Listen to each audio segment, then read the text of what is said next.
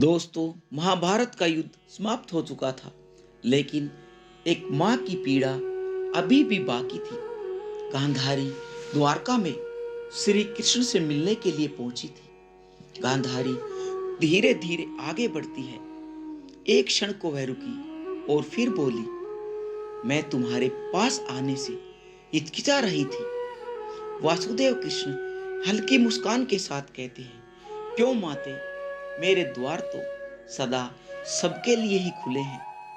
यदि कोई मुझे पुकारे तो मैं उसी क्षण उसके पास पहुंच जाता हूं। फिर आप क्यों संकोच कर रही थी?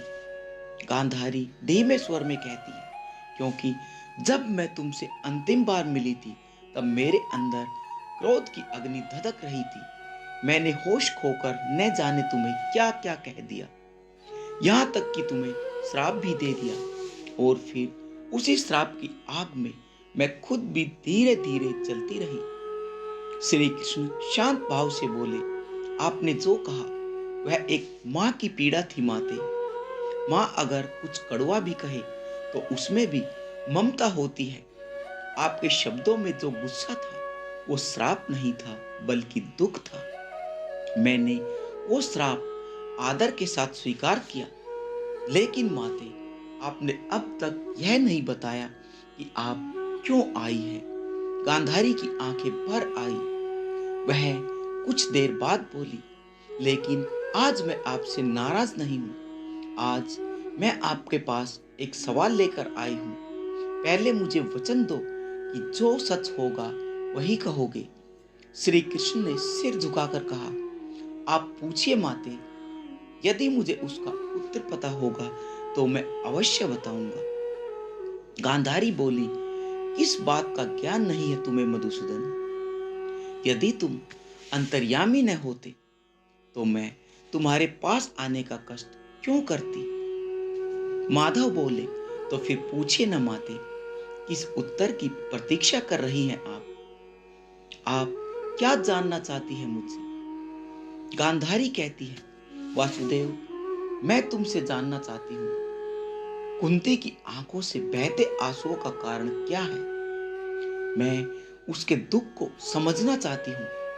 आज उसने मुझसे कहा कि उसके आंसू खुशी के आंसू हैं, लेकिन मैं उसकी आंखों में झांक कर नहीं देख सकती। फिर भी जब उसके आंसू मेरे हाथों पर गिरे तो मुझे उनका दर्द महसूस हुआ।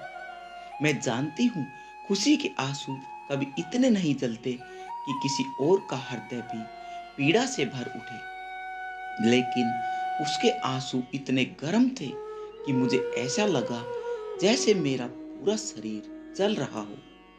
उसके मन में जरूर कोई गहरी पीड़ा छिपी है जो उसने किसी को नहीं बताई। कृपया मुझे बताइए वासुदेव, क्या है कुंती का वह दुख? किस बात ने उसकी आत्मा को इतना तोड़ दिया है? माधव हल्की मुस्कान के साथ बोले, माते, दुख तो जीवन में उसी प्रकार साथ चलता है जैसे सूर्य के साथ किरणें और चंद्रमा के साथ चांदनी।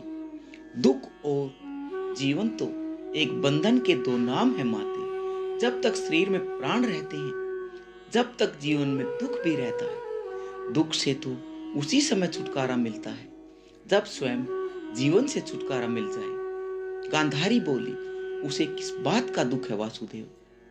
यदि यह आंसू मेरी आंखों में होते तो कोई आश्चर्य न होता। मैंने तो एक एक करके अपने 100 पुत्रों को खोया है। मेरा सारा जीवन आंसुओं में डूब चुका है, परंतु कुंती ने तो कुछ भी नहीं खोया।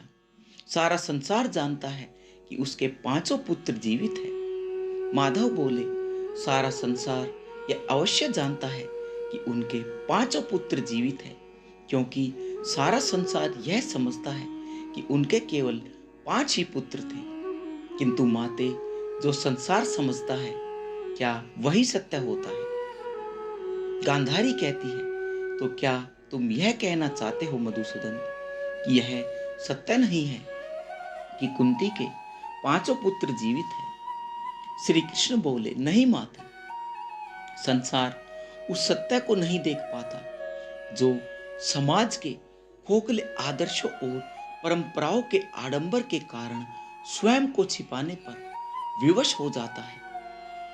गांधारी चौंकते हुए बोली, तुम क्या कहना चाहते हो वासुदेव?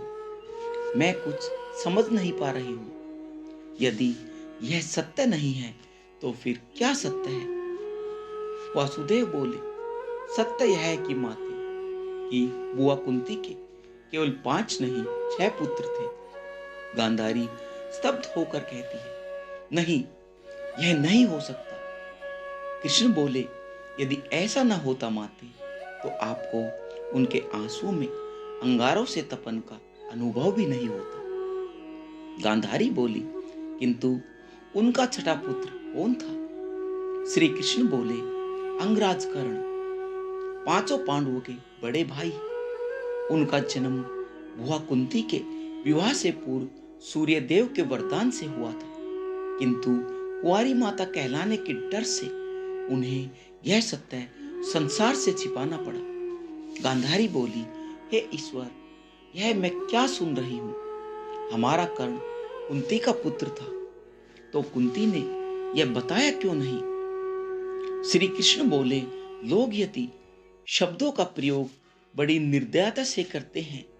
माते, लोग कहते हैं, यदि ऐसा न हुआ होता तो ऐसा हो जाता, और यदि ऐसा हो जाता तो वैसा न होता। किंतु लोग यह नहीं जानते कि यदि शब्द के हाथ इतने छोटे होते हैं कि वह भाग्य की लेखनी होने और नियति के पास भी नहीं पहुंच सकते, उसे रोकना तो बहुत दूर की बात है माते। होनी और नियति ने यह निर्णय पहले ही कर लिया था कि महाभारत का युद्ध अवश्य होगा, इसलिए कोई भी यदि इस युद्ध को नहीं रोक सकता था। गांधारी बोली, तुम ठीक कह रहे हो वासुदेव, इस युद्ध को कोई रोक ही नहीं सकता था। तो दोस्तों, क्या आप मानते हैं कि अगर कुंती ने कर्ण का सच पहले बता दिया होता तो महाभारत का युद्ध टल सकता था, या फिर होनी और भाग्य को कोई टाल नहीं सकता?